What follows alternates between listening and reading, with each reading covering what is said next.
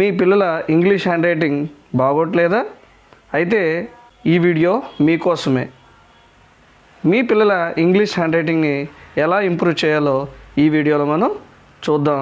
ఇప్పటివరకు మన ఛానల్ని సబ్స్క్రైబ్ చేయకపోతే ఇప్పుడే సబ్స్క్రైబ్ చేసుకోండి. మరిన్ని ఇంట్రెస్టింగ్ వీడియోస్ అనేవి మన ఛానల్లో రావడం అనేది జరుగుతుంది. అయితే ఈ వీడియో చూసే ముందు మనం కొన్ని టిప్స్ని మనం ఫాలో అవ్వాలి. ఇంగ్లీష్ హ్యాండ్ రైటింగ్ని ఎలా ఇంప్రూవ్ చేసుకోవాలో. అయితే హ్యాండ్ రైటింగ్ ఇంప్రూవ్ చేసుకోవడానికి కొన్ని టిప్స్ ఏంటంటే, ఫస్ట్ ఆఫ్ ఆల్ మనం కూర్చునే పొజిషన్ అనేది కంఫర్టబుల్గా ఉందో లేదో చూసుకోవాలి.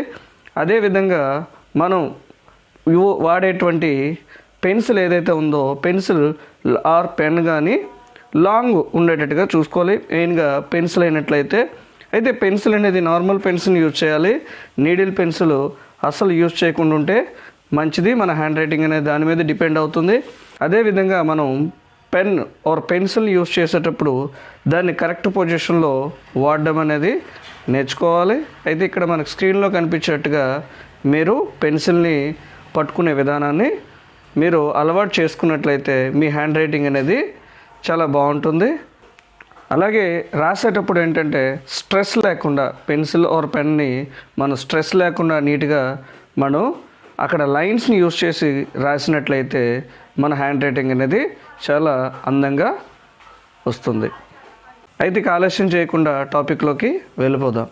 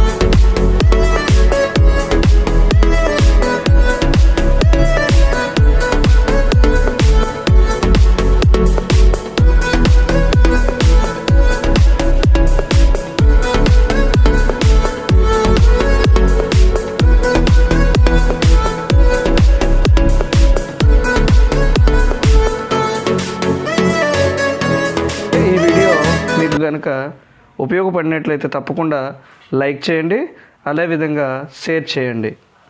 Thank you for watching.